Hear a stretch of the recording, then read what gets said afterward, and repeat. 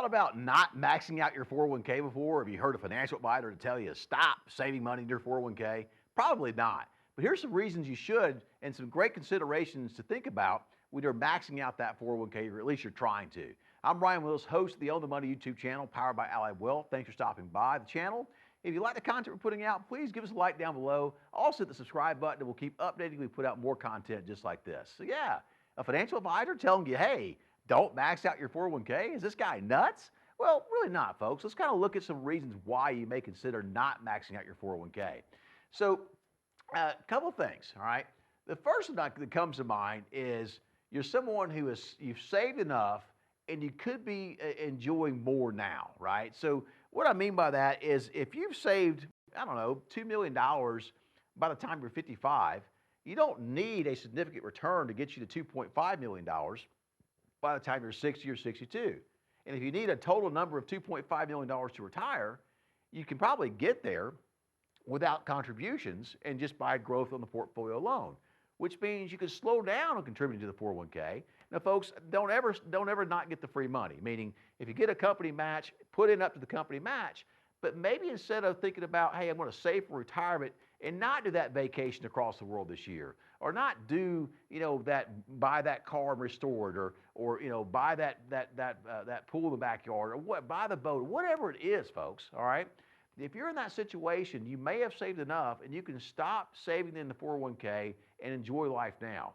Don't be somebody who's just like so concerned that I've got to save, because you would get from 2 million to 2.5, you go from 2.5 to 3.5 and 3.5 to 4.5. Eventually, your life's not going to change much based on what you spend for retirement, and your beneficiaries are going to enjoy those savings more than you did, and you didn't do the things in life that you enjoyed or could have enjoyed doing. So that's a good reason to stop maxing out your 401k. Another one is, this is important, is you can't afford it. I mean, folks, if you make 50 grand a year, you could put over 20 grand a year in your 401k. Well, I mean, then that leaves you $30,000 a year to spend. So you may not be in a situation to where you can afford to max out your 401k yet. You'll probably be there in the future. Age 50 and up is really a good idea to start really supercharging and maxing out that 401k and taking advantage of the catch-up contributions too. But if you just can't afford it, it's okay, folks. Your time will come.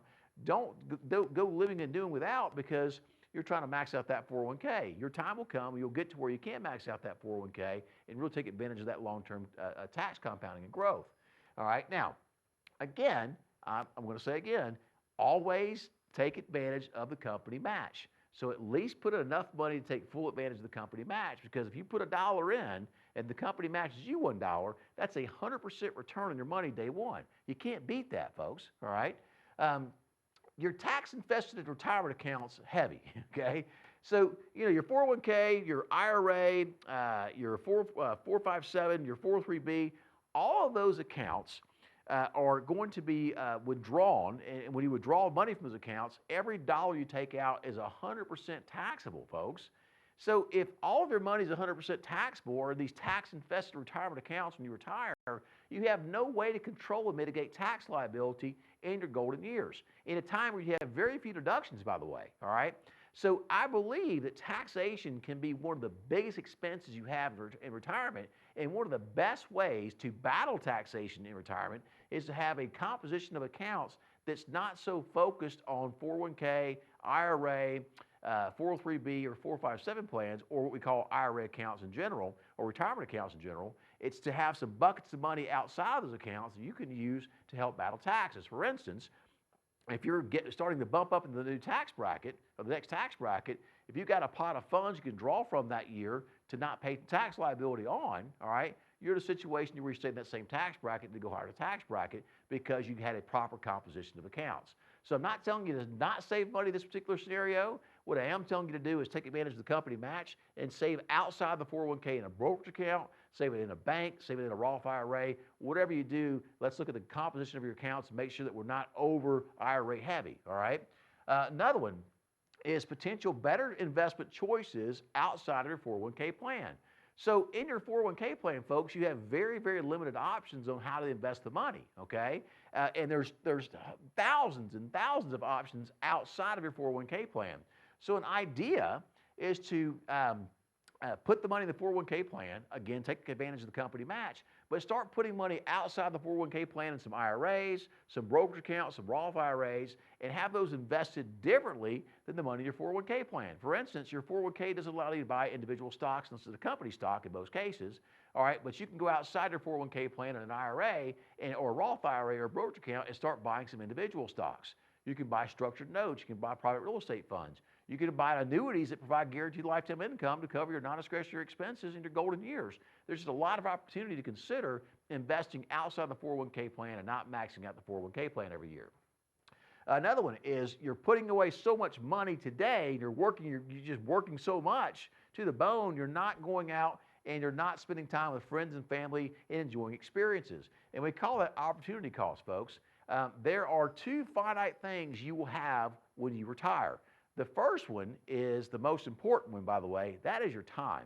So many people think when they get to retirement that the money is the most valuable commodity that they have. And it is not, folks. It's your time, number one, your health, number two, then your money comes, okay, thereafter. All right? But if you're in a situation right now where you probably have retirement made, you may not even know it, by the way, because you haven't done the proper planning. That's okay. That's what we're here for, by the way. You can feel free to contact us. But you may be in a situation to where you're not enjoying life because you're so focused on saving for retirement, and you're going to pass up this time you could be spending with your friends, family, and loved ones doing great things you want to do. Another one is diminishing value of compound interest. I'm a huge fan of compound interest and using it over time, but compound interest the value of it does diminish. And what I mean by that is if you are putting money in the 401k plan, put in $10,000 3 years from retirement, you're not going to get a ton of growth on those monies because you've only got 3 years for them to grow using compound interest. So compound interest, the value of it does decline the closer we get to retirement or needing and spending the money down.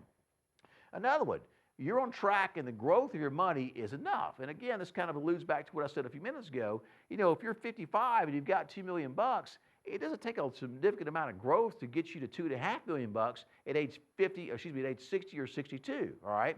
So if that's you, you may consider stop maxing out the 401k contributions. But again, I'm always going to be a fan of taking the company match, all right?